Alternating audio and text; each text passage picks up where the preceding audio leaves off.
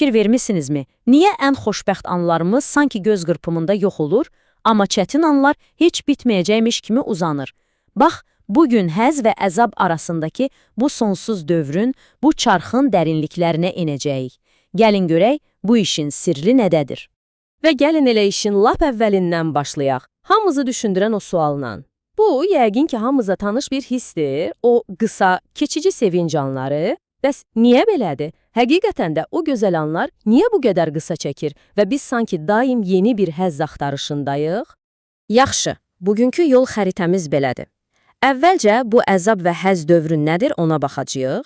Sonra əzabın özünə məxsus təbiətini, sonra da həzzin necə olub da yenidən əzaba çevrildiyini araşdıracağıq. Ardınca istəklərimizin sonsuzluğundan danışıb, sonda da ən vacib suala cavab axtaracağıq. Bu çarxdan necə enmək olar? Elə isə gəlin birinci bölməmizlə başlayaq və bu dövrün özünün əslində nə demək olduğunu anlamağa çalışaq. Samsara sözü bəlkə də qulağınıza dəyib. Dini kontekstdə bu, ölüm və yenidən doğuş dövrü deməkdir. Amma bilirsiniz, bizim bugünkü söhbətimizdə bu anlayışın fəlsəfi mənasına fokuslanacağıq. Yəni, gündəlik həyatda yaşadığımız o daimi eniş-yoxuşlar. Bir problemin həllindən sonra gələn o qısa rahatlıq və dərhal sonra başlayan yeni bir narahatlıq. Bax, əsl samsara budur. İndi isə gəlin bu dövrün bir tərəfinə, yəni əzaba daha dərindən baxaq. Koreya fəlsəfəsində buna goy deyilir və onun açığı çox maraqlı xüsusiyyətləri var.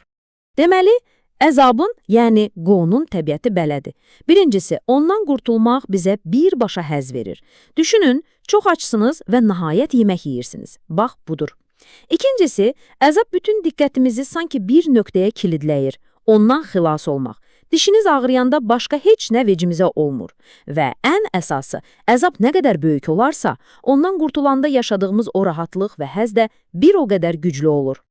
Və bu qrafik əslində indicə dediyimizi çox aydın göstərir. Bu bir növ tarazlıq kimidir.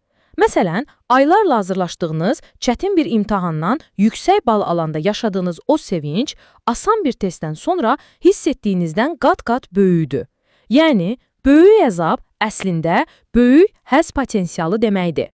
Yaxşı, indi gəlirik işin ən maraqlı və paradoksal tərəfinə. Bəs yaxşı, əldə etdiyimiz o həzzanları, yəni nark, necə olur ki, qaçılmaz şəkildə yeni bir əzaba, yeni bir narahatlığa çevrilir?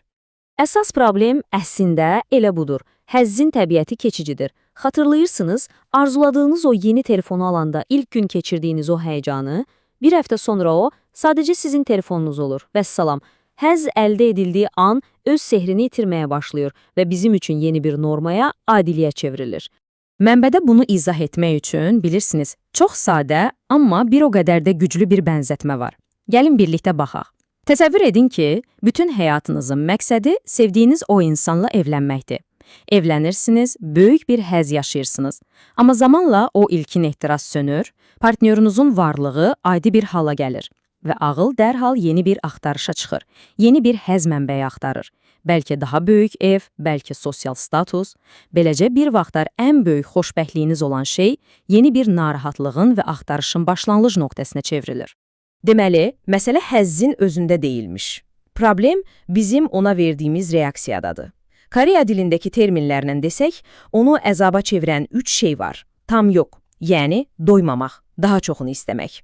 Muci, yəni cəhalət, əldə etdiyimizin müvəqqəti olduğunu unudub ona həmişəlikmiş kimi sarılmaq. Və musyongchal, yəni öz davranışlarımızı, öz istəklərimizi dərindən analiz etməmək. Bu dövrə həyatdan başqa nümunələr də gətirmək olar, çoxdur əslində. Məsələn, düşünün, çox pul qazanıb, amma bununla kifayətlənməyib, sadəcə daha çoxunu arzulayan insanlar. Ya da bir sahədə böyük hörmət qazanıb, amma siyasətə atılaraq tamamilə fərqli bir sahədə şöhrət axtaran və hər şeyə riska atanlar. Hər ikisi də həzzin necə yeni bir əzab dövrünü başlatdığının mükəmməl nümunələridir. Yaxşı, bəs bu çarxı dayanmadan fırladan o güc, o mühərrik nədir? Cavab çox sadədir. İstəyin özü. Gəlin onun təbiətinə biraz daha yaxından baxaq. Ağlımızın bu iki vəziyyətdə nə qədər fərqli işlədiyinə bir baxın, heyrətamizdir. Əzab çəkəndə zehnimiz sanki bir lazer şüası kimidir. Bütün fokus tək bir hədəfə, o əzabdan qurtulmağa yönəlir. Lakin bir həzz anında, məsələn, məzuniyyətə çıxanda, ağlımızda birdən onlarla yeni arzu peyda olur. Görəsən hara gedim, nə yeyim, hansı filmlərə baxım? Yəni istəklərimiz çoxalır, mürəkkəbləşir. Və hekayə adətən demək olar ki, həmişə belə davam edir. Bir böyük problemi həll etmək, onlarla kiçik yeni istəyin qapısını açır.